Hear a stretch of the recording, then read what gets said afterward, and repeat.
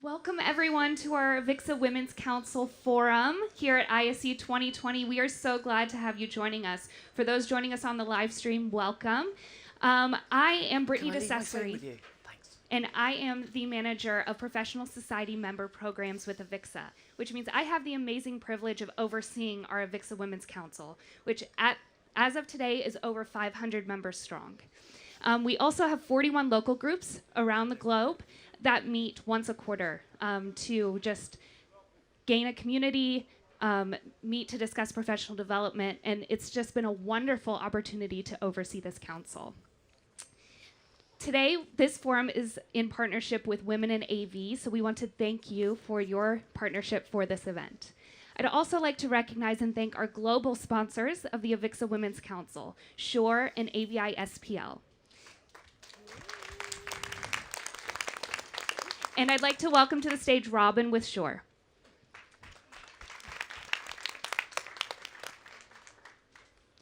Like 2 days in a row, we focus on women at the end of the day. That's pretty good too, right?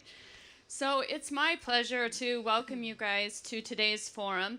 As many of you know, SURE is a technology company, and we're a strong supporter for these kinds of forums, especially in the AV industry, where we continue to want to support female careers. Last year, many of you may have remembered that Chris Chavink, our CEO, did a presentation, and she shared some of the insights and challenges that she sees for women in technology. Well, she's continued to support and make that a focus across her executive staff, and we've done a variety of things and continue to do things. One of the initiatives that we've picked up is that as we visit different locations, either individually or together, we sponsor events within SURE or even within the local region outside of SURE with the expectation and hope that we can just learn more about what kinds of challenges and needs that they have in their workplace to really help empower them and move their careers forward.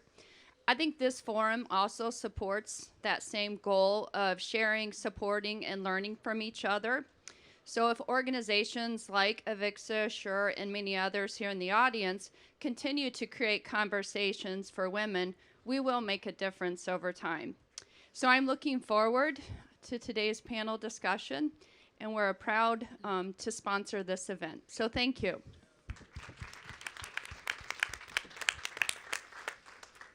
And now I'd like to welcome AVI-SPL to the stage to give us a few remarks. Thank you, Brittany. So I am Kelly Valsman with AVI-SPL. I'm the head of global marketing, but I would be remiss if I didn't recognize the woman within our ranks who has really steered this initiative within our company, and she is here with me today. Erica, could you please stand? This is Erica Shumpert.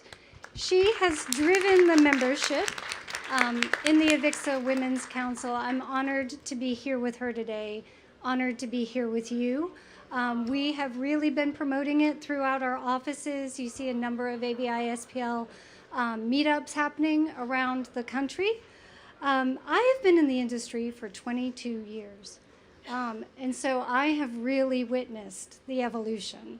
And I have to say the change has been dramatic, not only in the technology we're deploying, but in the demographic shift. 22 years ago, I would go to Infocom, we wouldn't have had a room like this. So I think we should recognize that we are agents of change, right? We are really driving a new inclusivity, a new innovation, new growth. We are a force, and I'm really honored and thankful to be here with you today, to hear what the panelists have to say, and to be involved in this organization. So thank you.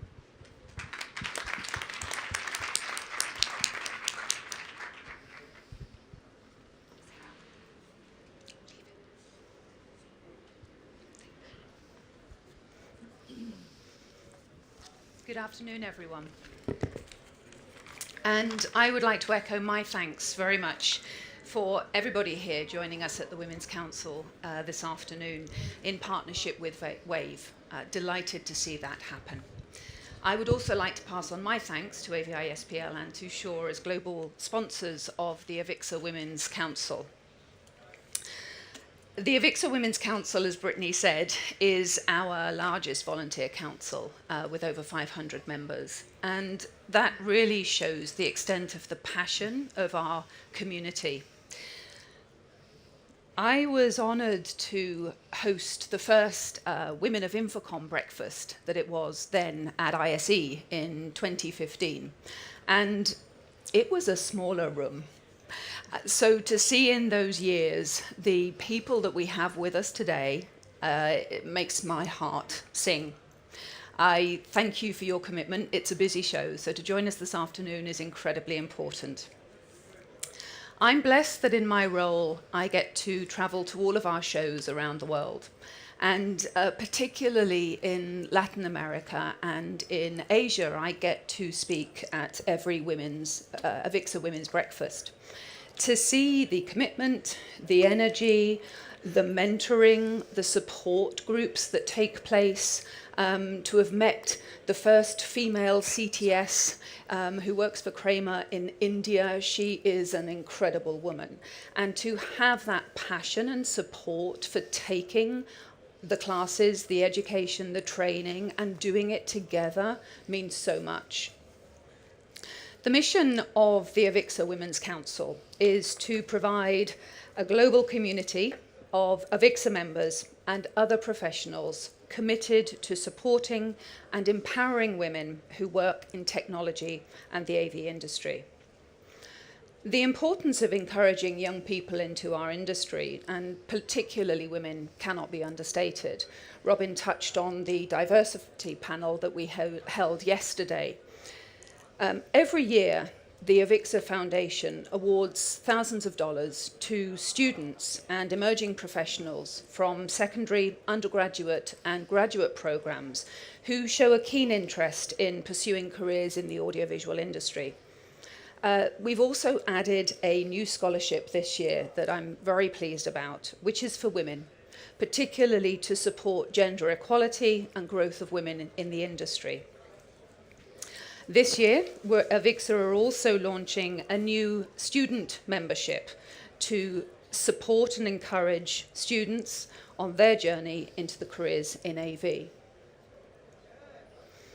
We've also touched on the AVIXA Digital Art Challenge. These things are all important to me because it's about embracing a new community, and it's about inclusion, as we've talked about, and opening up paths for people to join us. And particularly the Digital Art Challenge celebrates the incredible talent of content creators. And again, this contest is open to students. I encourage anybody that has the opportunity to go to the AVIXA booth and learn more about it. Importantly, those winners will be announced next year at ISE in Barcelona. With the focus of Barcelona certainly on my mind, and our thanks to everybody here in Amsterdam for the incredible growth that we've had with them on the journey of our year's ISE here at the show. I'm particularly honoured to introduce Minister Angels Chacón. She is the Minister of Enterprise and Knowledge of the Government of Catalonia, and formerly the Minister of Industry as well. We are incredibly excited. ISE is moving to the beautiful city of Barcelona. And it is an honour to have Minister Chacón here with us today to give our keynote address. Please join me in welcoming Minister Chacón to the stage.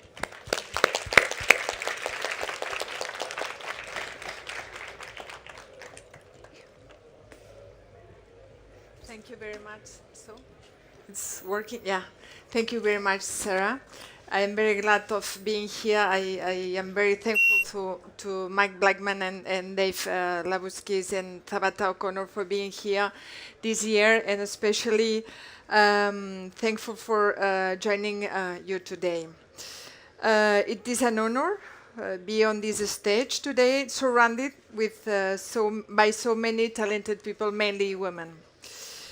If I'm not wrong, today is 12th February 2020. We are already on the 21st century, but yesterday was the International Day for Women and Girls in Science by the UNESCO, and we still have, when we have a look at the Sustainable Development Goals, by the United Nations organization, and we focus on number 5. There is a specific goal, gender equality. And they say gender equality is not only a fundamental human right, but also a necessary foundation for a peaceful, prosperous, and sustainable world. So, even though we are in the 21st century, even though governments across the world have implemented a range of programs, actions, and in order to advance in gender equality, there is still a big, enormous gap. And this shows us that despite their efforts, we, men and women, still have a lot of work to do. Not only promoting the awareness, it is something that we are doing today, but also acting. Actually, women are about half of the Earth's population. So, should be natural to assume that they would be also half of the number of scientists in the world. But again, no. Reality shows that they are still in the way to reach gender parity in occupations in science, technology, engineering, and mathematics. Probably, cultural and religious beliefs and norms and laws have created certain boundaries that have separated men and women, causing imbalance. Often, just to put an example, often in the school set up today, it is typical for girls to be discouraged to take up science, while boys are deemed to be smart enough to tackle the science and therefore discouraged from studying humanities. And then at the workplace, women are often dissuaded or not considered for certain positions in organizations due to family commitments. Just to put you some data about the reality, let me put you some examples from Catalonia, my land. 67% of the Catalan companies have only one or no woman on their management boards. In addition, the pay gap is over 20%. In industry, only 28% of the jobs are filled by women, mainly administrative areas rather than working on innovation. Only 13% of those registered on ICT-related degrees courses are women. And from that 13%, 75% have parents who are engineers. So nowadays, inclusion and diversity are key drivers for success, enriching the creative thinking and innovation necessary to deliver the best solutions to the world's more complex challenges and demands. Different research studies show that societies with balanced gender representation record faster economic growth and better outcomes for children. Further analyses show also that more females in public leadership positions leads to higher living standards, better health, education, and infrastructures, and improvement long-term growth. Even private sector organizations benefit, shaping us more competitive, productive, and attractive, and a stronger talent pool. But still there is a lot of work to do, with current rates of gender rebalancing likely to close the gap in another, 100, 200 years, who knows.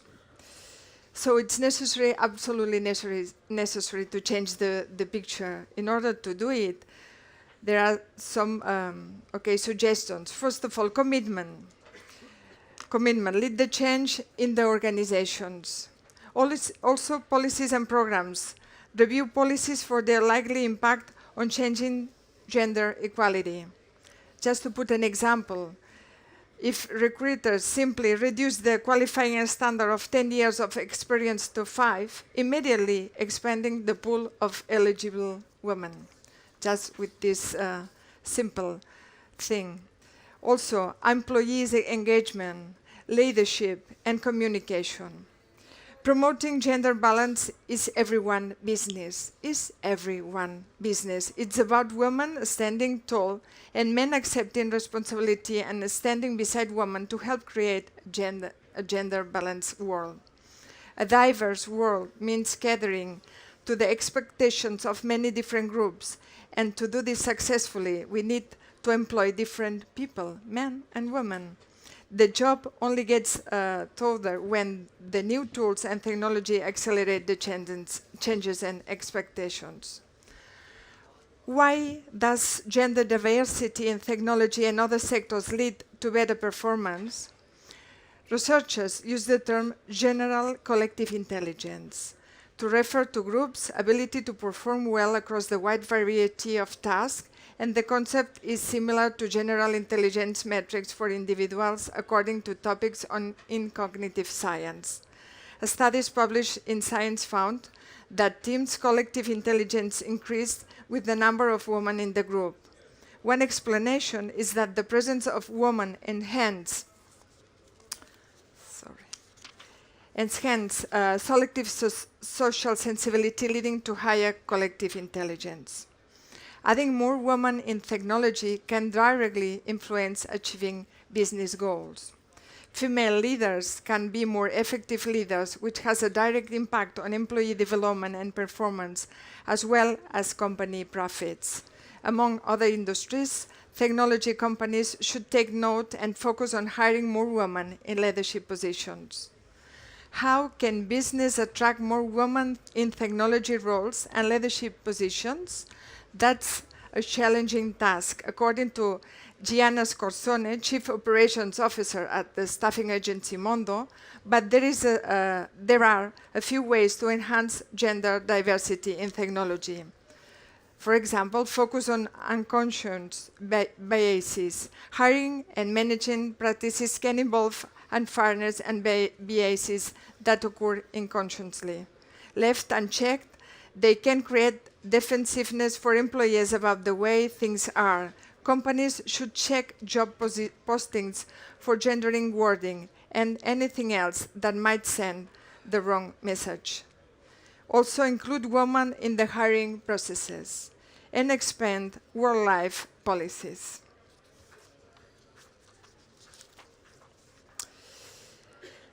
So, it has been a long way. Now we can vote. Now we can work. But the 4.0 industry and the technologies will rule the world. And what happens if no women are on these fields? Then again, there is a gap. Then we are going to miss these positions for women. So women's engagement also in politics is an excellent way to enhance women's visibility in society. Thus, women should be encouraged to vie for more political seats, and in the same regard, them satisfied the misconception that women cannot be leaders. Just to put you an example, when they asked me 1.5 years ago, do you want to become Minister for Industry and Knowledge, for Business and Knowledge? The first thought I had was, who was the former minister female? They were not. So in the first woman leading the business and the knowledge in my government is myself. So I had no references. It was hard for me to identify who was the politician woman that was in such a position. And I have to admit that the first time this was a limit. I had to limit my mind, saying, will I be able to do it? I am good enough to do it. And this was really some experience that I really felt. And we must go further and think about that music videos, movies, video games, and social media platforms, for example, they repeat portray certain stereotypes of women to be that of servitude of pleasure. They are still expanding this image of the woman. Technologies are simple tools. The most important is the message. Let's show the world that not only that we women are physically perfectly imperfect like men are, but also that we could be as excellent professionals as men are. The way we see the gender roles is formed and perpetuated by our interactions with our social environment. Our perceptions about these roles unconsciously influence how we value the contribution of individuals around us. Many structural and administrative barriers, such over discrimination, have been outlawed, giving the woman the opportunity to achieve in public and business life, but the psychological ones have not. In fact, invisible barriers, such as discriminatory opinions, may often rest with those who could provide avenues achievement to women, employees, for example. Again, the social construction of what women know to be normal can inhibit their capacity to internalize and credit themselves within their achievement and instead see their success as a lack, a mistake, or allow it as the token female offered favors to make up the numbers. Reticence can partly be attributed to a phenomenon known, as you may know, imposter syndrome, a mixture of anxiety and a persistent inability to recognize one's own success. It is something that women tend to be more susceptible to because they produce less testosterone, the confidence hormone. So it's important that we talk about skills, improvement of skills, technical capabilities, improving the expertise, new technologies, and so on. But we need women to shine in their professional careers, but also women who have not had to make sacrifices, who are living a full personal, family, and social life. Let's think about these barriers, those limits that that are still there. As Eckhart Tolle said, if get the inside right, outside will fall into a place.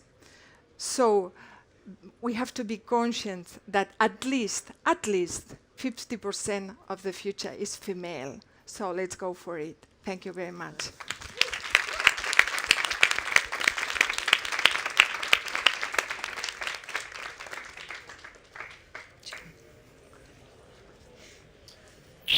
Hello, welcome. My name is Sarah Joyce. I'm going to be moderating this next panel, Do Women Need a Helping Hand in AV? I'm absolutely delighted at a joint collaboration between AVIXA Women's Council and Women in AV. It's absolutely terrific. So if I could welcome up our panelists onto the stage, including the Minister, Angels Chacón, and Sarah Joyce. Would you all like to join me now? Where do you want to see?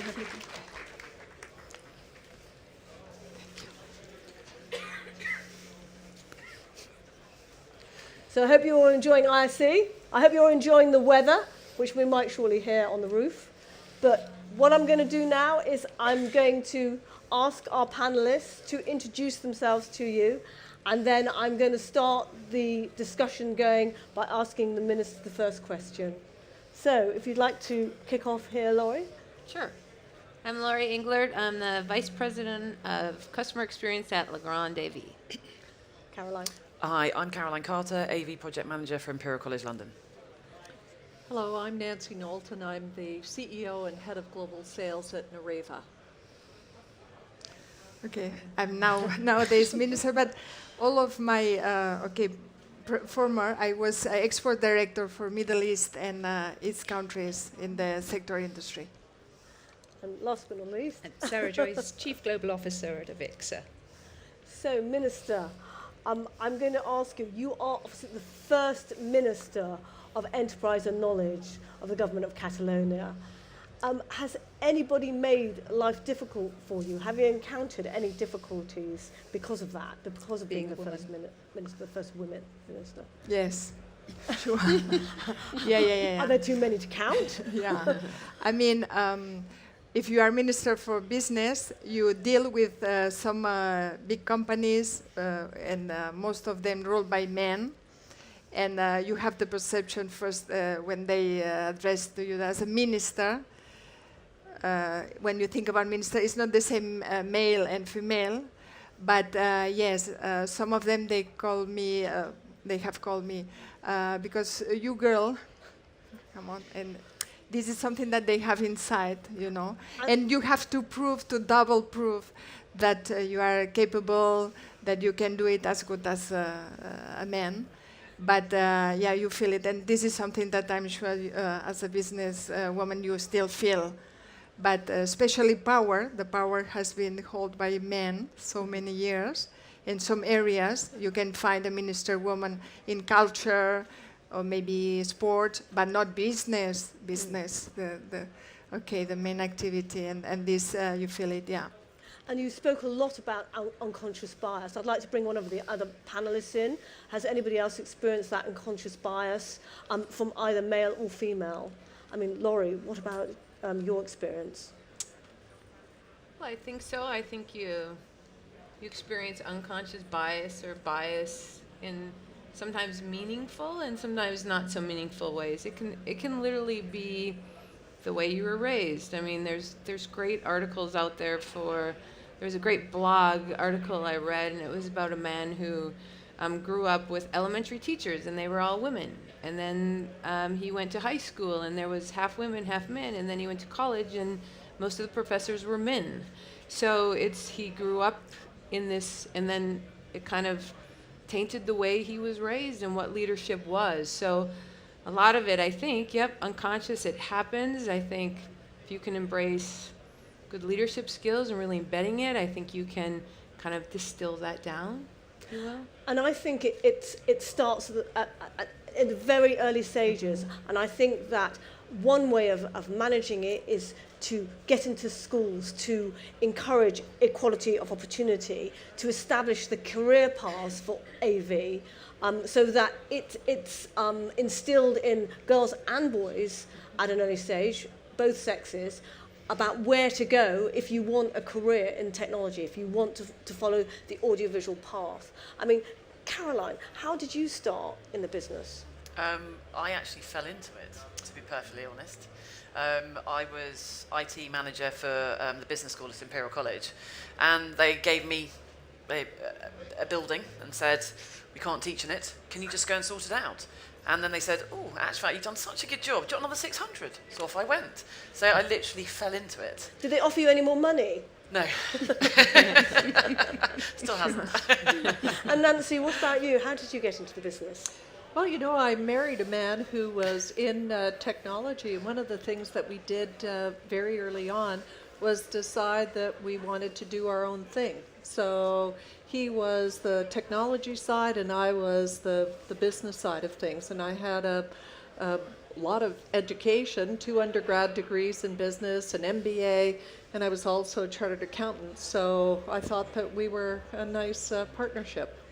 I want to come back to education and how important I feel that is. But I'd just like to open it out to the audience about how they got into the audiovisual business. Does anybody want to start that? Nobody's owning up to it. Okay, well, if I just talk a bit more about education, I mean, obviously with the AVIXA, I think education, the CTS, is one of the most important qualifications you can get to start. And quite often, it's when people have already fallen into the business. I mean, what do you think about the CTS? Are you encouraging people to take it? Have you gone for it yourselves?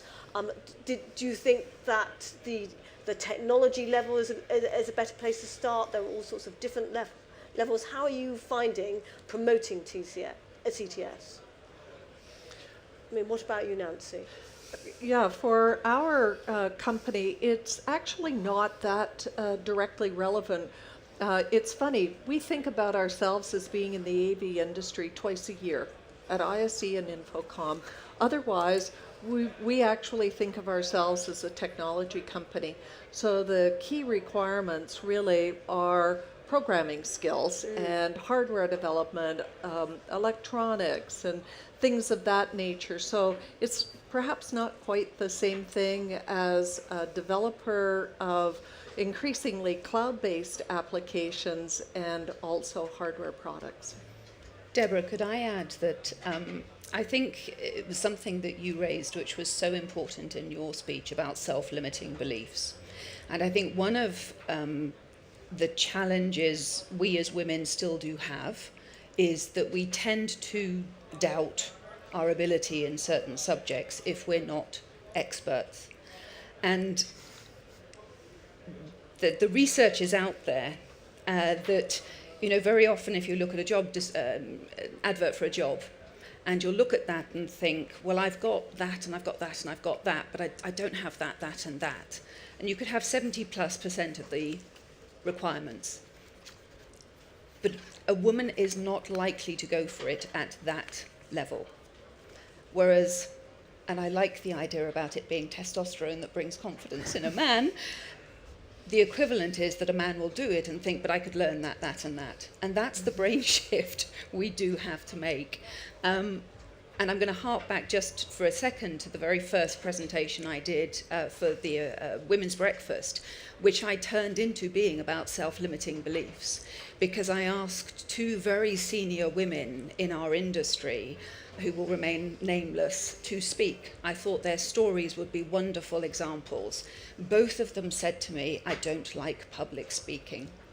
And that then became the theme of our own self-limiting beliefs. What is it that just stops us thinking, I can do that? And I think also, which is why I mentioned about CTS, and the women's council groups around the world who are supporting women to do their CTS, it is for that very reason, to support each other as a group, as a team, whether they feel intimidated going into mixed groups to do it, and their pass rates are phenomenal. But I'll tell you, I don't have my CTS. No. I'm never going to get my CTS. It's not my forte. But I'm in customer experience. I'm in the AV industry. I'm not the technical part of our company. But I love being in this industry. I love everything about it. I've got different experience with it. So I do think sometimes there's too much emphasis on CTS and that you have, no, you don't. There's other jobs. I mean, one of the things we do, I sit on the NSCA Foundation board, and we want young people in the industry, not just technicians, not just people getting their hands dirty, not just engineers. I want marketing people. I want really excited young people, women people, black people. I want them all to be excited about this industry. Absolutely. That's obviously one of the venues, and if you can get your CTS, man, kudos to you. That's hard. And how do you think you can benchmark yourself? Well, what do you mean, how can I benchmark myself? Well, I mean, to attain that self-belief, there's a constant comparison, isn't there, with sometimes with men, sometimes with people older than yourself, sometimes with people younger than yourself. You talk about other qualifications. Is there anything that you had particularly in mind, or is it just you need a mentor perhaps to give you that experience, to encourage you? No, that's a great point. Mentors are awesome. I got in this industry because of a great leader who I worked with at another company who basically said, hey, I'm going to Chief. I was employee number 85 at Chief, and now we're Legrand and we're ginormous, because he was a great leader. And I have found myself with great leaders who have told me I can do anything. And during that interim, I kind of went to another company that had a really poor leader. And I'll tell you what, I left right away because I wasn't going to succumb to poor behavior. I mean, he was a jerk. And I'm not working for a jerk, but I knew that because I had a great leader, right? So now at Legrand, we have an L program, and we've got a mentoring program within there. And a lot of those mentors, even two women, are men. And they're great leaders, and that's what we want to cultivate is how do we develop great leaders with great skills. CTS is a great skill to have that if you're in that technical role, but then what about leadership skills? What about, speaking skills? I mean, those are awesome. And what about promoting opportunity as well? Indeed. I mean, Yes. I don't know, I've just been sitting with the AV user group, and there was a speaker there from Google, in fact, and they've been encouraging mentorships and they're encouraging apprenticeships. And you need to instill that in every workplace if you can, especially for technology, where I think sometimes it is hard graft. You need as much encouragement as you can get. And I'm going to ask Angels Chacón now, what do you think you can do as a government minister to encourage all young people in schools, young people in education, to take up a technology career? Yeah, I agree on what you said, that we need diverse profiles, not only technicians. I'm not, I have studied law, so. But the point is that when you are aware that such a low percentage of women are choosing ICT careers, this shows that something is wrong. So, on our opinion, this comes because of two reasons. First of all, they don't have reference, female reference, okay? And then the prescriptors, the teachers at the school, they don't have this scientist vocation, okay? They don't suggest them. They don't encourage them to study this, because our teachers, at least in Barcelona and Catalonia, they are not, the last time that they have made some subjects related to the science was when they were young studying. So you cannot transmit this passion for the technology. So it's not about that all women now have to be 100% technician. No. It's that you have to choose. You have to be free to choose. So let's have some reference, and then let's open these opportunities. What we have done, I am responsible for universities. We have introduced the gender policies whenever we planning the degrees and the masters, gender, okay? And also we have noticed that, just to put an example, the women that are applying for European funds were only % of the total, 11% of the total, 11%. It's such, so we are having mentoring with them, we are helping them, but I think it's still much and so many things to do. We have different programs, but starting with girls, they have to break these mental limits, you know? Yes. They don't have to be, I don't know, this or that profession, this and that profession, but they can choose. They have to be free to choose. And this is something that they are not doing nowadays, because this heritage, cultural, and also because they don't have this reference. And I wonder, is there a place in these programs for internships and work experience as well as mentoring?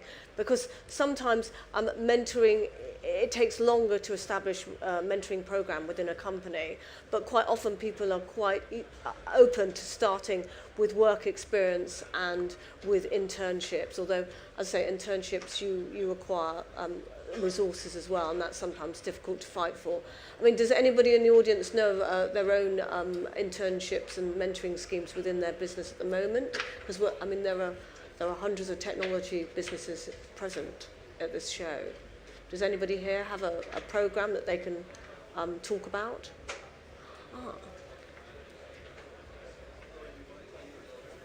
Oh. Try again.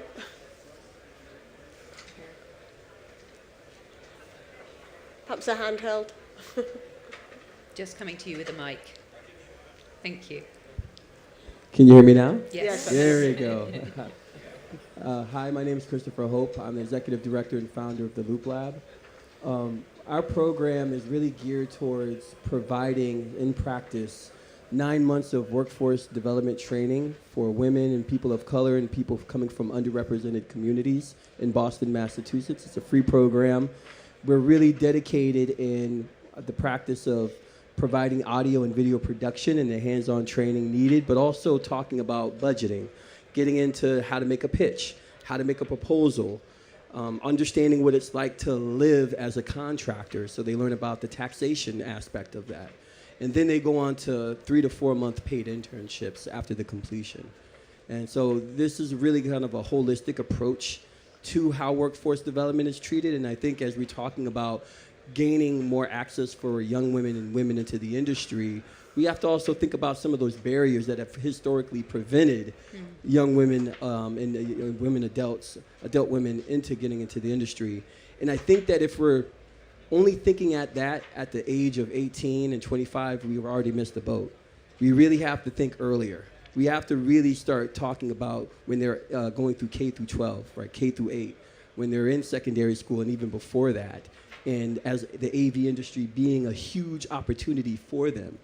And so I think that I'm really honored to be here, but I also want to encourage all of us to think about that pipeline much, much earlier as well. There's something I want. It has to do also about power. We are in the 4.0 industry. If, technology is going to rule the world. If there are no women there in the power, just to put you an example, everybody use WhatsApp, okay? And who chooses the emojis, okay? Are they thinking on a female perspective? For sure not. In some simple things like this, at the end, it's going to come. We are going to arrive into the point that it's a question of power, and who is going to settle our mental frames. If women are not in technological positions, they are not going to be able to transmit their female perspective also in something like our WhatsApp interaction every day. Yes. Just to put you an example. It's about this also. It's about power. I'm just wondering what people can do in their workplace to establish an environment, an atmosphere that will create equality of opportunity, that will reverse this power. And I just wondered if anybody here has had that opportunity, has been given power to maybe monitor unconscious bias or to gather data about the equality within the workplace in technology. Has anybody had that opportunity to encourage it within their own workplace? Because obviously governments can do certain things, but they need pressure from people below. It's a sort of reverse power thing, really. Somebody over there? So I cannot speak for myself per se, but at AVISPL, when we do an annual accounting of salaries and compensation, when it is given to all managers, there is a recognition of potential bias. So they've established a benchmark, and they alert all managers if there are women on the team who may be undercompensated compared to their male peers. And they encourage the management to recognize them first. So that's one nice thing. And speaking to your example, in Tampa, we have an organization called Tech Start, which teaches girls to code who are in elementary school. And Microsoft provides the tools for free, and AVISPL recycles all of its laptops through a smart recycling program and donates them to girls that code in our local cities. Wonderful.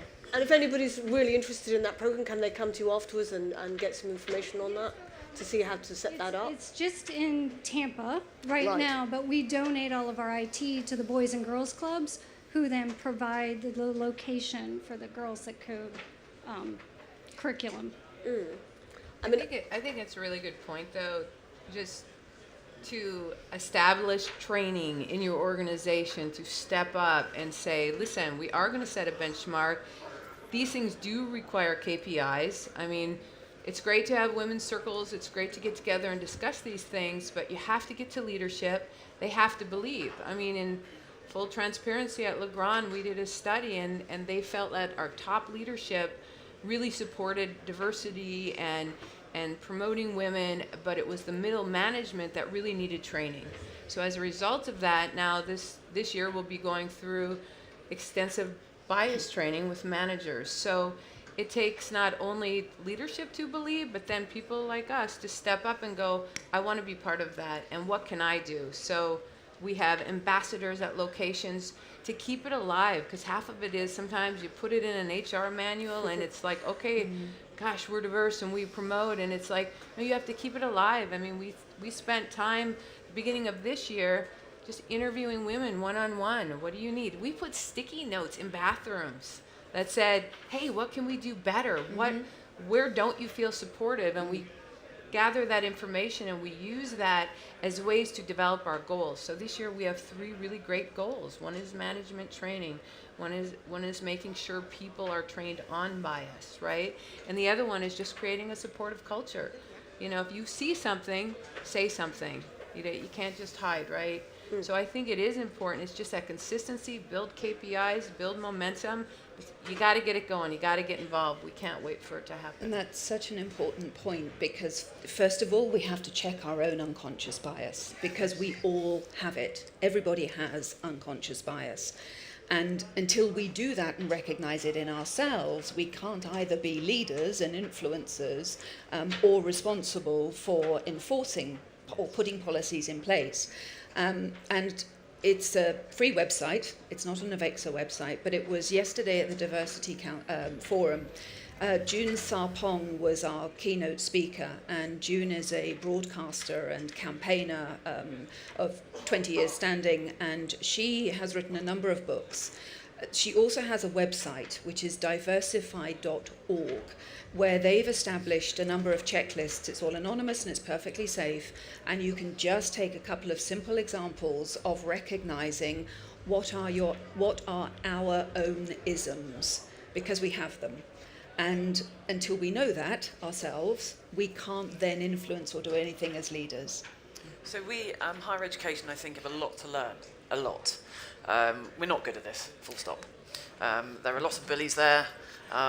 Women don't really, certainly within ICT, so information communication technologies, there aren't very many at all. It's very, very male-dominated. And Imperial College, because it's science, technology and medicine, is a very male-dominated campus. We do, as women, have go on training to be harassment support contacts. So we have those. So if students are being bullied or not getting on with their tutors, there are ways that we can prevent it. I'm one, and I love it. I have helped many a student out and staff out who are being bullied or having issues, male and female. We also, within ICT, they send all of us on unconscious bias training, which is fantastic. And it's mandatory. From the day you turn up, you have to have done it within 3 months. So we're getting there, but that's just a very small portion of it. So it's 200 people. We've still got, another 9,000 to sort out. But you have all those champions. Absolutely. You have all those influencers. So it's starting, but we've got a long way to go. Fantastic. Yeah. And the management have to be there in order to promote that training. Yeah. I don't know whether anybody else has read the article, but in AV Magazine February issue, they did a whole survey on salaries and people in the industry and how difficult it was to recruit the right people for the audiovisual industry. Did anybody else read that article? It was an excellent article. Thank you, sir. And I just think that if there's a shortage of people and we're all trying to recruit staff, isn't it at the recruitment stage that perhaps we need to start that unconscious bias? And we need to bring in people who are, bring in more women into the industry at recruitment stage, have people on those interviewing panels that understand about diversity and equality of opportunity and hold it dear to their hearts, and maybe have a recruitment procedure that goes as far as to maybe positively discriminate. Does anybody here have anything to do with recruitment that they could talk about how they are trying to overcome unconscious bias during recruiting? Or does anybody, do people have difficulty getting relevantly qualified staff as we do in the UK? That was certainly apparent. So I guess you've all got 100% employment, fully qualified staff, huh? I mean, I don't know about you guys. Does anybody here have a recruitment policy that they can improve on, but maybe that they are trying to iron out inequality at the recruitment stage? And has anybody got people who are maybe going into schools to try and encourage people to take that approach, that career path? We have a couple of our female staff who are very actively involved in school programs, and I think the point was made about getting the girls when they're younger and showing them positive role models, allowing them to come into businesses and see what the jobs are like, because left to their own devices, they just can't imagine that it's exciting, that it's professional. and that it can be a good life's work for them. So some of our young women are working with those various school programs, and it's very energizing to participate in that. I mean, at our company, we also have volunteer days. We're allowed to volunteer for a certain amount of time. And I've certainly spent one of my days going into school, and I took in a PowerPoint presentation. When you go to school, it's full of AV. So to me, it's easier than ever to encourage girls to take that career path because it's there right in front of them. I always think that audiovisual is the eyes and ears of any organisation. And to me, it's the same in school. We have a media department in our local school, and it's primary level. So I think that's a really good place to start. I don't know whether you have similar programs in Catalonia where people can volunteer to go into schools and talk about careers. Yes, we do have this, and also we have for the special programs that one of the main points that you get when you apply for a certain, okay, it's raining again, is that you have to prove that in your company you have a special policy for gender equality. But yes, we do have these programs at the school.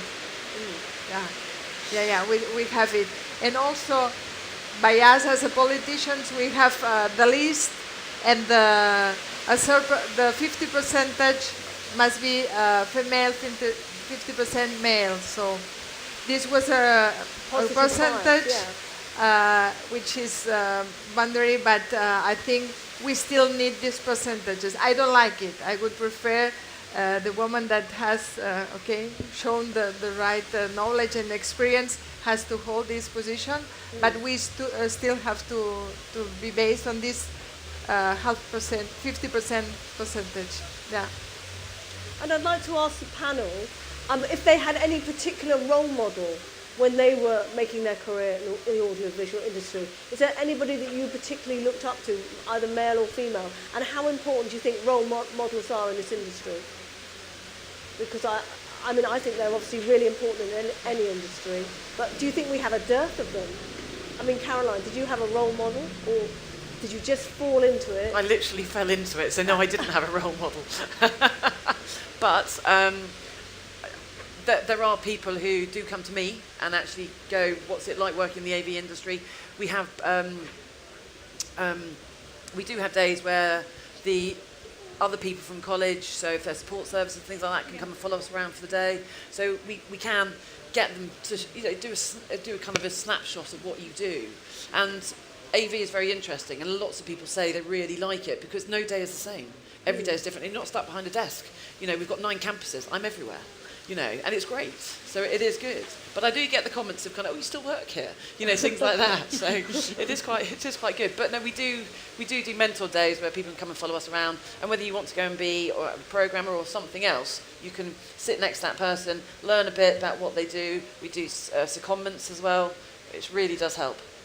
And I also find that it's the people that you meet and network within the audiovisual industry. I mean, as I was saying earlier, I belong to the AV user group, and there are people there who are undoubtedly role models for me now.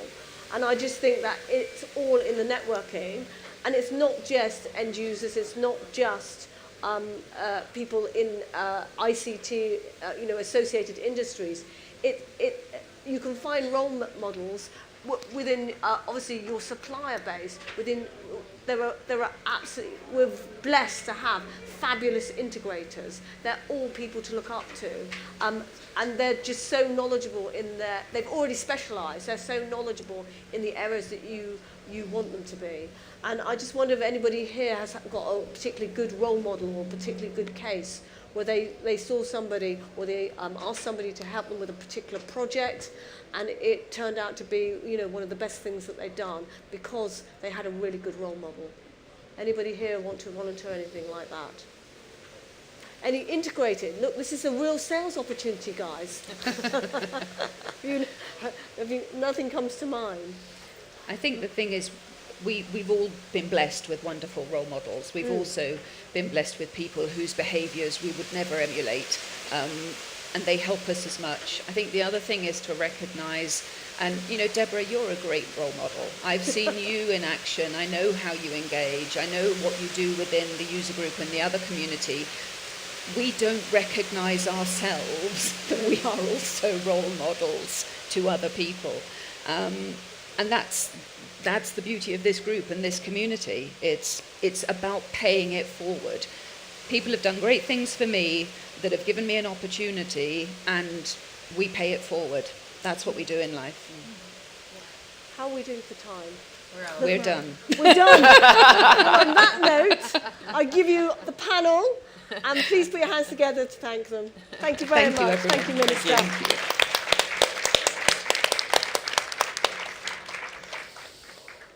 Okay, we have to swap.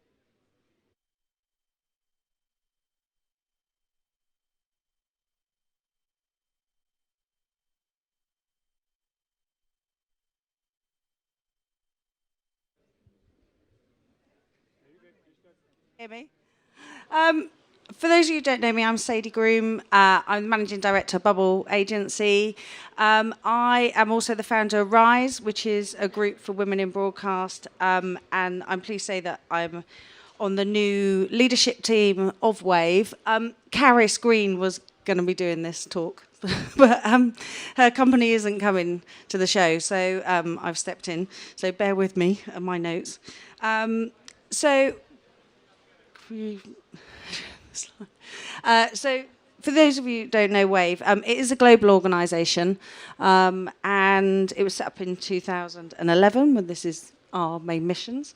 The majority of the success of WAVE can be attributed to Abigail Brown, who ran the UK group from 2014.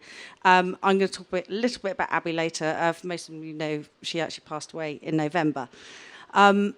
What we've been trying to do as a group since then is to ensure the right leadership to continue her legacy. We all know she wouldn't have wanted it to stop from what she built. So the new team is myself running the mentoring program. Caris Green is the main director. Pat Deely from AV Jobs, Associate Director. Becky Can from Peerless. And we're also really excited that Maddie Vinnin and Kevin McLaughlin from the Royal Society of Medicine are on the leadership panel as well. So the group's objectives for 2020, one of the main ones is a closer cooperation with the AVIXA Women's Council, so we're very grateful to have this opportunity today. Secondly, to encourage more men to get involved with the events and activities that WAVE will be putting on. And also to say that WAVE events will be free to attend and open to anyone wishing to come along, they can. So we'll be publishing our new list of those shortly. We are also going to be launching a specific award in memory of Abby, which will be presented at our Summer Spectacular. And hopefully next year, I need to speak to somebody here first, which I'm going to do tonight over dinner.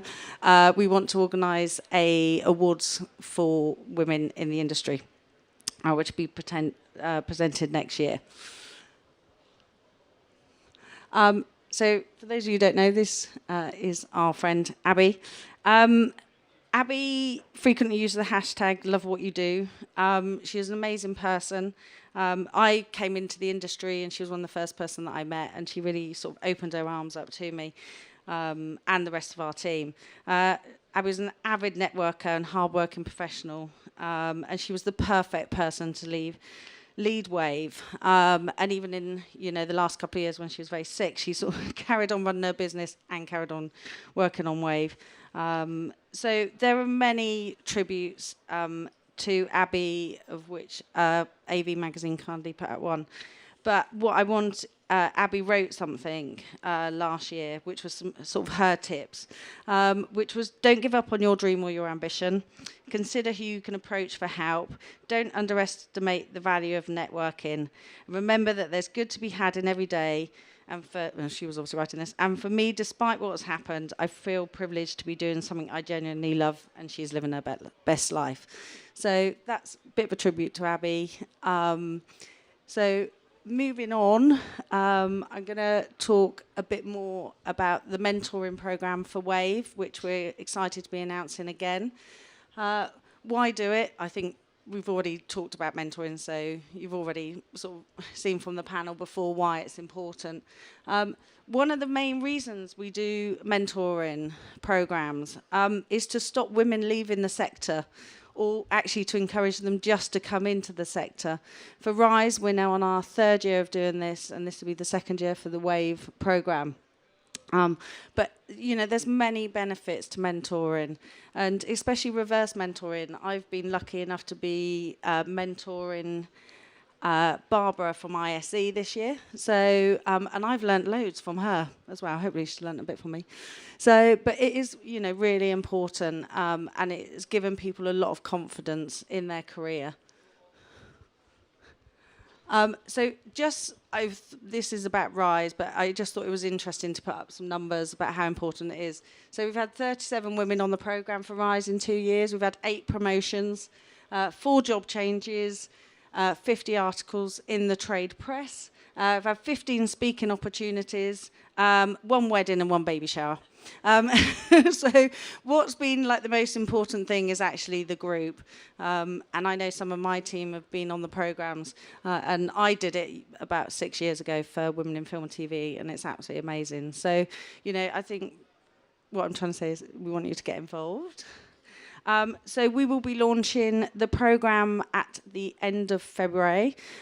These are the strands. So strand 1 is Time with Your Mentor. So we will be choosing mentors very carefully. And they have to provide 6 one-hour sessions. We understand that everyone's diaries are very busy. So you can do like a 3-hour session, you know, every other month or whatever that is. So that's strand 1, which is very important. Strand 2 is a monthly meetup. These are crucial because what they do is provide a network. And in these monthly meetups, everybody has to present at least once on their career. And what that does is 2 things. Firstly, you know, if you're going to move up in your career through industry, you're going to need to present at some time. We don't always like doing it, but you'll be in a trusted environment, so that you can enable you to do that. But secondly, it gives the rest of the group an angle on what a different part of the sector. So that's sort of educational. And thirdly, we will be arranging lots of guest speakers. We did this last year where we had speakers in talking about how to present, confidence. We had a stylist. We're going to be doing a session on how to read a P&L. So real sort of tools for change. So that's like the 3rd part. And then there'll be events that we'll be doing, things like ISE and Infocom. So this is how it's going to work in terms of the timing. So we have probably about 6 weeks for applications to be open. Just to say, majority of it is in the UK, but I actually obviously mentored somebody who's based in Germany, so we managed to make that work. Then we'll be reviewing and interviewing in April and May, and then the programme will take place from June to December, with August off.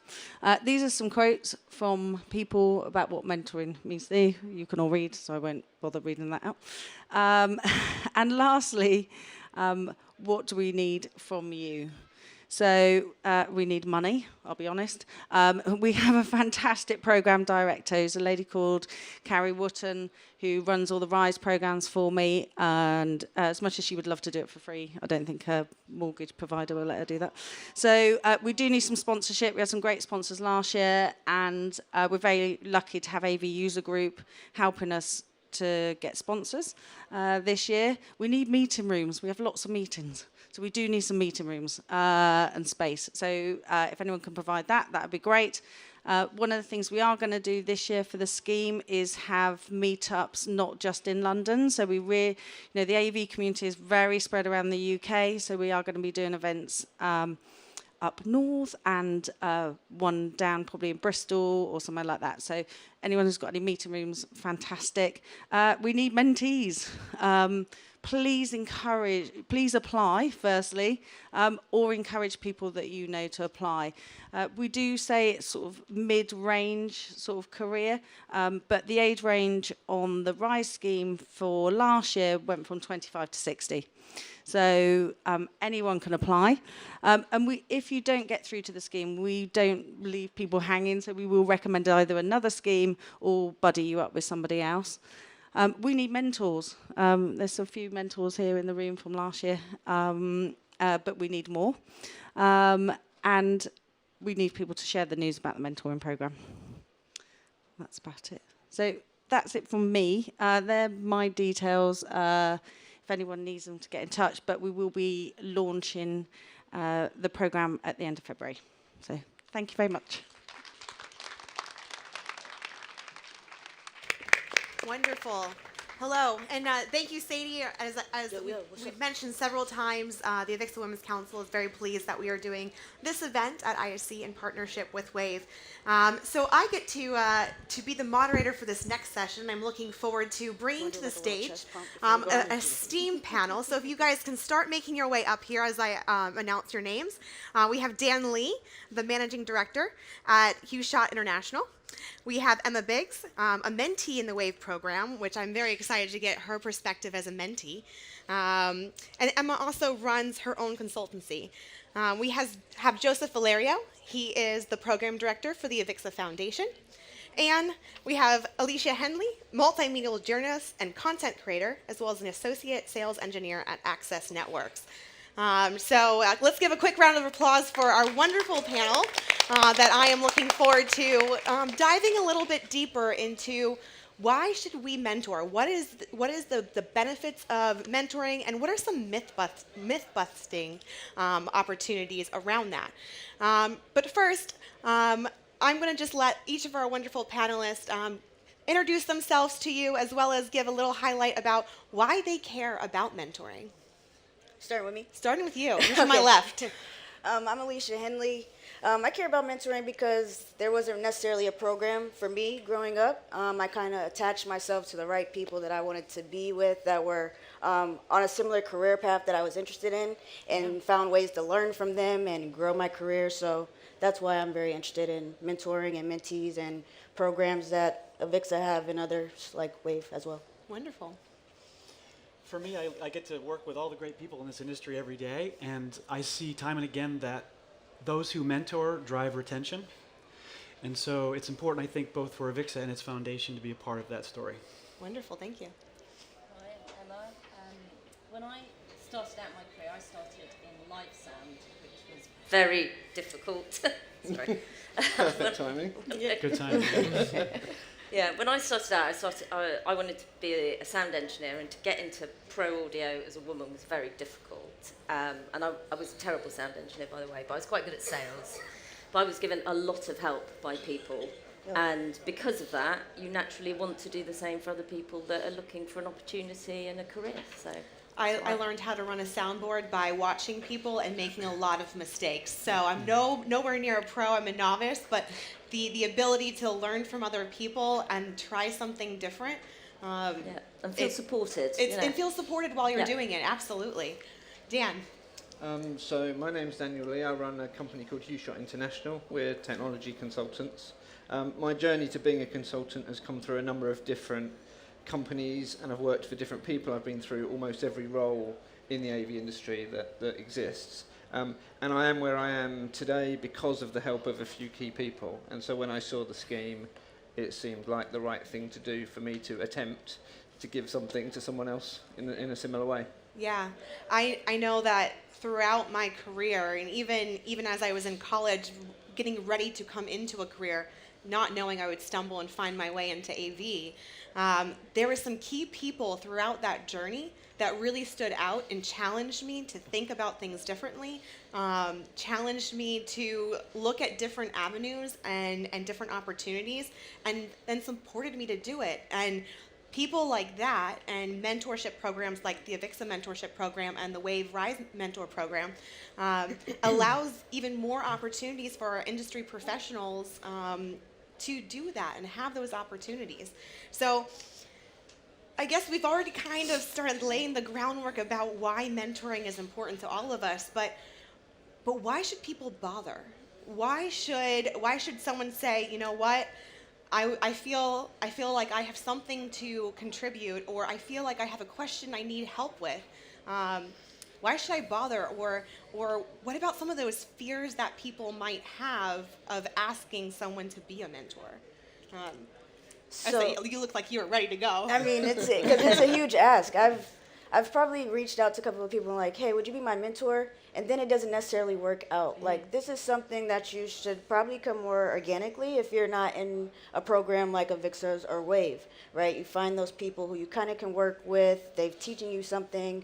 You're building a relationship. So that is something that's valuable in itself, because it's very beneficial that you can kind of work with somebody who's going to take you to the next level, because they'll refer you for something. I started out in live sound as well. So working with those people, then I was referred on another job. So it kind of breaks up that old boys club, you know? And it's helpful. So passing it on is really just what it's about, because it's hard to ask someone to be your mentor. Find something that works kind of organically and not overthink it. Well, we actually have a mentorship pair right here on stage with us. So why don't you tell us kind of those first interactions and what made you both feel like you were going to be a great fit together? You can go first. I can't wait to do this. It's a good start.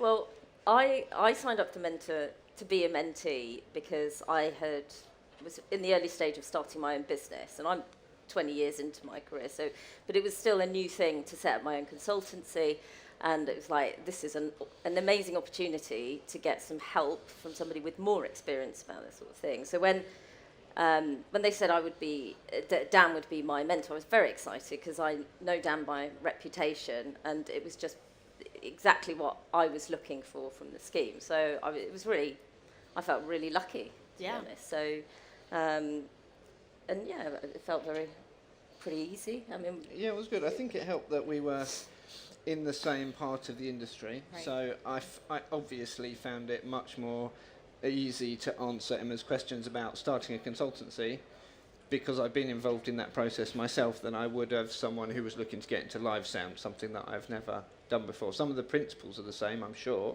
in terms of relationship building and networking and those sorts of things, but it helped that we were aligned in terms of what we were trying to do.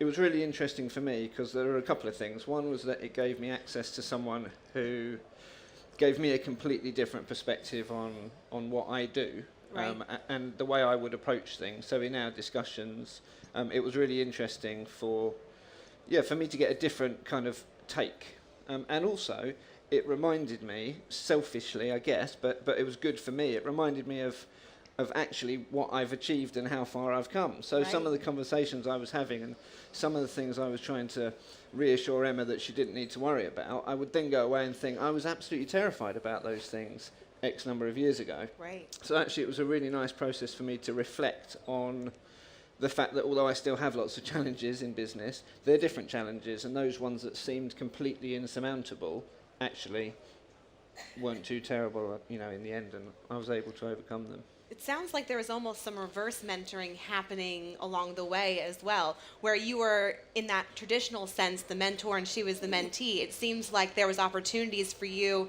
to learn from her as well and rethink how you might go about something in a different way. Yeah, perspective is so important, and that's part of the whole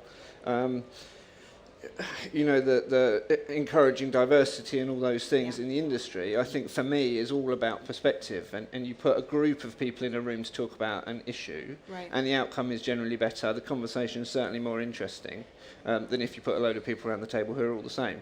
And so I think the mentor-mentee relationship inevitably has to be kind of a two-way, otherwise it's probably not the right pairing. Fit, right? Joseph, you have a little bit of a different perspective, as that you're not only looking at a mentorship relationship probably for yourself as you're going through your career, but also looking at how can you provide that support to the students that we're hoping to pull into the AV industry. And certainly that finding out by meeting a lot of young people who are getting excited about our industry and the work that we do, since we're really trying to focus on helping our industry recruit 16 to 25-year-olds, for the most part, is that they're very interested in peer-to-peer relationships. They see that peer-to-peer mentoring not only, again, drives retention, but excites them to be a part of a culture and a community. So really, in this case, mentoring can be community for people. And the other way I think that really helps a lot of us on stage and many people here at ISE is that they have found an ambassador for them who positively speaks behind their back. Yep. Meaning they might have gotten that next great consultant gig, or they might have gotten that next great live event because someone spoke highly of them behind their back in a positive way, as opposed to having a true mentor-mentee relationship. You can also be an ambassador. Yeah. And so I think a way we can drive recruitment in our industry in particular is by helping young people, of course, see themselves in this industry, but by also then being ambassadors for them on their behalf. Yeah, and as we think about that, and we think about where we're going with mentorship and where that support is coming, there is still that underlying fear, I feel like at times, that if I asked for someone to be my mentor, am I showing a weakness? Am I showing that I don't know it? Am I letting that imposter syndrome that was mentioned in the last panel come in and show that maybe I shouldn't be here? Am I going to be thought of like that? I know I don't think that way. I'm always asking for help, and I actually welcome that because that gives me a different perspective and opens up ideas that I might have not have had. Joseph and I obviously both work with AVIXA, and there's quite frequently opportunities where we kind of go into a peer mentor session where we're brainstorming together. But have you guys all felt that or seen that in your different mentorship opportunities, that there might be that hesitation or fear of showing weakness in that? Not I at saw all. you go like this. Like, no, not at all. Not for me personally. A lot of opportunity has come because I'm the only person in the room that I asked a question. And then I'm like, who's this girl asking all these questions, right? So that makes people actually notice you because you are not afraid to ask those questions. You're not afraid to show that you need that help, which is not a bad thing because then it leads to community. It leads to people backing you up and, you know, saying, oh, she doesn't necessarily know, but she's willing to learn, so they help you grow. That's a very good point. Yeah. I say get over it and just ask the questions. What about you, as you guys were especially starting your first initial conversations? Did you feel any hesitation towards asking questions, or were you just like, Dan, here's my long list, let's start at the top and we'll go from there? No, I was basically like, I'm going to make the most of this opportunity and just check off all these things that I've been thinking, you know, am I going in the right direction? Am I doing the right thing? Is this the right approach? What do people expect? And you need to, I think everybody works by bouncing ideas off people. And like Dan said, when you get different people talking about things, the solution tends to be better because you've looked at a lot of things in different ways that you personally, sitting in a room on your own, aren't going to get. And so, yeah, I've always believed that people want you to do the best job, and you can't do that by pretending that you already know everything, because you don't, because nobody does, and we are all learning all the time, and it's really useful to be able to steal other people's better ideas. Right? Yeah? To make yourself look good. What about you, Dan? Yeah. So yeah, I think that I think there's a cultural thing in terms of asking for help. I think that probably in the UK we're not as open possibly to just asking for help or putting ourselves in a situation. So I think in different areas probably it's approached in different ways. I think there's two options when it comes to mentoring as well. If you are someone who doesn't necessarily want to put your hand up and ask for help, you can kind of align yourself with a mentor, not in a sneaky way, but in more of a stealthy way. So you don't necessarily have to ask someone to be your mentor. You can identify someone in your workplace and engage with them and build a relationship, and that kind of relationship, although it's not a formalized mentor-mentee relationship, it's still available to people even who the best ones. Don't want to ask or can't ask because there isn't a formalized program. Right. And Joseph, what about you, especially as you see students who maybe are not even familiar with the AV industry, and through conversations and opportunities they end up becoming aware, but it's not necessarily our first nature. Do you see any of that hesitation of, this is something I've never even heard of, how do I even get started? I don't know what to do. It's a bit overwhelming, as it would be even just to come to the show. So our industry is even larger in that. And what we're finding in the work we're doing to reach out to the next generation of talent that's out there is all they really need is a leg up. And they're all super eager to be a part of a creative solution, be a part of something that's bigger than themselves. And so I think perhaps the opportunity is to piggyback off of things we're already doing and add a mentoring focus on that. So instead of having a formal traditional program like we're talking about on stage, you can combine that with recruitment. There are a lot of things we already do in our industry, whether that's having someone come shadow an event that you're doing.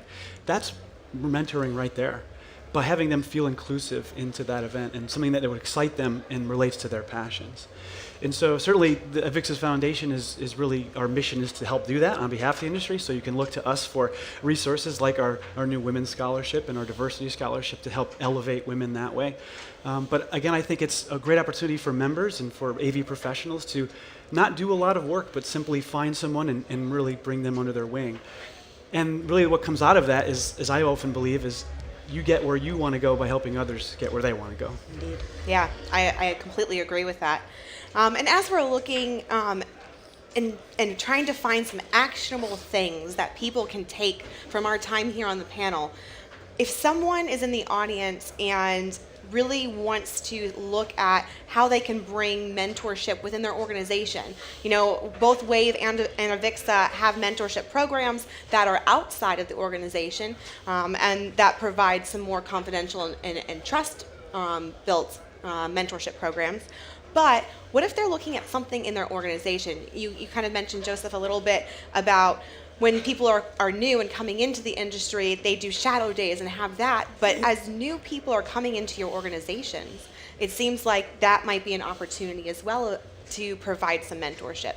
So how do you take that and take nuggets of what we've talked about here and make them actionable for your organizations? Do you have any? Does your organization do anything, or do you have suggestions? Informally, but in a previous position, what I personally used to do is, whether that person was new or older on the team, which I tend to like gravitate towards younger and older, and see what everybody what their end goal was, right? What is your mission here on this team?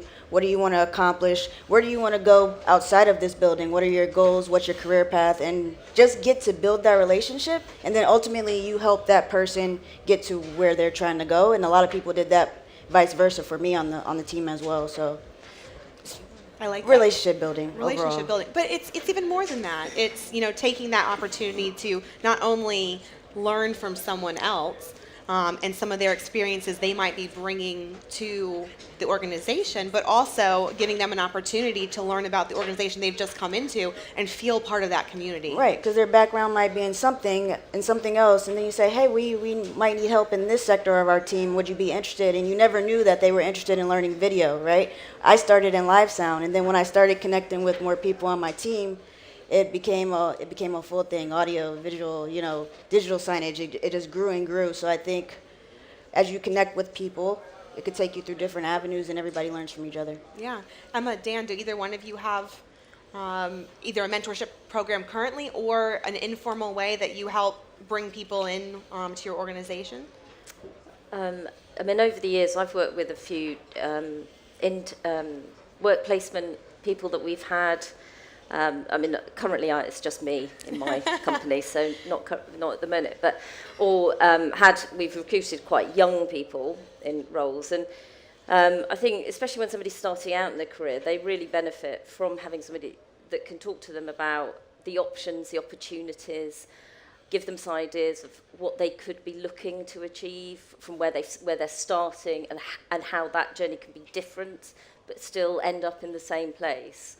And give them the benefit of your own experience, and because it's motivating as well, it gives them some kind of confidence that their ambition is achievable, which I think is a big thing. Right. And so, and also I think by showing people that you're interested in them and interested in them doing well, it's really motivating. So it makes for a better result for you, for a company as well. You get the best out of people; they respond to that. Yeah, Dan. I think. It's something that's growing and building. I think it's a topic that's becoming more important. I think lots of people still confuse training with mentorship, if that's a word. Yeah. So lots of organisations think that someone's come into a junior engineering role, they'll be paired with a senior engineer who will be their mentor, who will help them develop. That is obviously something that needs to happen, and that more senior person will teach them how to do that job. But I think the purpose of a mentor is exactly like Emma said, to what am I going to do after this job, or what can I be doing now to better my future chances and opportunities. But events like this and conversations like this, I guess, are the way to to move us in the right direction. And I think that younger people will be coming through from education where mentorship is a thing, and so we'll be expecting it in the same way that we look to higher education to determine the kind of technology we should deploy into the corporate world, because those people have expectations coming in of the technology they're going to see. It's the same with the mentorship and the support and all those things that students now get more of. They'll bring those requirements, I think, in. Yeah, and as a final piece, do any of you have a last piece or nugget of information that you want to share with our audience to leave them with as we go very soon into our networking portion? Yeah, so the imposter syndrome thing never goes away. Yeah. Yeah, don't be afraid to ask, I think, is the biggest one. I think in a lot of the work that we're doing, what I see is the value of going into the community, working with NGOs and volunteer organizations and community organizations that are helping uplift students who are typically underrepresented, women, of course, and help. That will show a whole new generation of people who are curious about what's out there, that this is really the place for everybody. My piece would be, everybody's got something to offer. You never know who needs what you have. Don't be afraid to share it, and be diverse about who you share that with. Don't just share it with a woman. Don't just share it with a man. Don't just share it with the younger person. Share it with other people. Share that little bit of inspiration that you have for our industry with somebody else. Well said, everyone. I want to give a sincere thanks to our wonderful panelists. If you aren't part of either the AVIXA mentorship program or the Wave Rise mentorship program, we are all going to be here at the networking session after and are happy to share the benefits that you can continue to experience even after ISE and throughout the year. But let me all of us put our hands together and thank our wonderful panelists for their time. Thank you all. Now I am pleased to bring to the stage AVIXA's COO, Heidi Voorhees, to give us our closing remarks. Thank you, Vanda. Well, I'm going to try to keep this short and sweet because I know I'm right between you and maybe a glass of wine. So I just wanted to make some closing remarks. First off, thank our amazing speakers we had. Minister Chacón, thank you very much for being here with us. Thank you also to our panel. Woo. I hope everyone was able to take a little of something away today. The one thing I think that kind of stuck out to me was around us really being able to accomplish anything we aspire to do. And you cannot let those self-limiting beliefs get in your head. Because guess what? Guys have them too. They just don't talk about them. So make sure that you're aspiring at the level that you want to achieve. I'd also like to take a moment to thank our sponsors, the Global Women's Council sponsors, so AVISPL and SURE. Thank you to Wave for letting them be part of this with us and collaborating together on this program. Also, thank you to the men that are here. This is like a collaboration. We need as many champions as we can get. So thank you for being a part of this with us. So we have come a long way since that first women's breakfast here at ISE in 2015. This is my fourth ISE. I first came in 2017, and just in those few short years, I have seen a change in the amount of women that I'm able to see at this show. So I'm very excited about what's to come, and that we're continuing to grow the female population here in the AV industry. However, we do still have a ways to go. right? We know that we are not holding the amount of public offices that we should be, given our population of over 50% globally. We only have about 5% of CEOs, and we still have a gap in gender pay. So awesome to hear about AVISPL and that you're trying to close that gap. So that's very heartwarming to hear. So I wanted just to try to wrap up about what it is that we can do about this. So from AVIXA's perspective, we are going to continue, along with our global sponsors, to expand and support the women's councils across the globe. We are also introducing, the AVIXA Foundation is introducing a new scholarship called Elevate for women. Yay. That is really going to try to help us encourage more women to get involved in the audiovisual industry. But we obviously can't do that alone, so there are some things that you can do. Be involved in your women's councils in your regions. Bring a colleague with you, male or female. If you'd like to get more involved also in the women's councils in your area, please let us know. We would love to help you do that. And there's also other councils and committees that AVIXA has that really we need to ensure we're always having that female voice. So please try to get involved in as many of those as you can. We'd love to have you. As the executive director also of the AVIXA Foundation, who is focused on building the pipeline of talent for the AV industry and getting more kids involved, please also, in your regions, look at who are those young folks that you want to engage, particularly women. How can we have conversations with them? How can we get to them to help to educate them about and create awareness about AV as a career? So right after this session, just before you get wine, we'd like to take a quick picture to support International Women's Day, which is in March 8th. So we're going to take a picture all together to support that.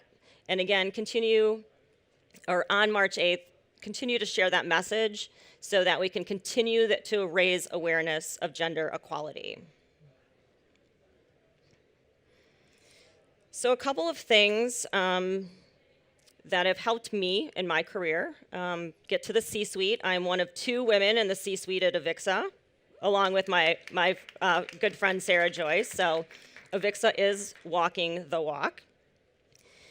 Some things that have helped me are to be brave, to use your voice and know that your voice is important and that you have something to say, and help others to be able to say what they need to say.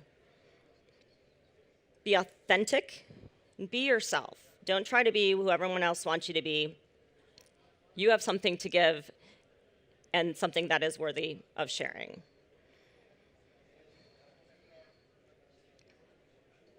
Sort of lastly is don't accept the status quo. It's not good enough. Always continue to push the bar and raise that envelope.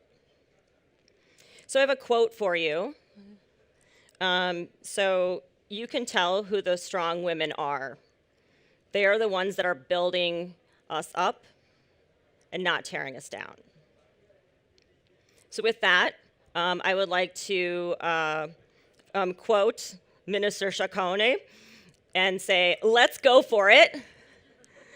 And with that, we'll take a quick picture up here at the stage area and then enjoy the reception and get to know those of you, the rest of us on the community. Thank you for being here.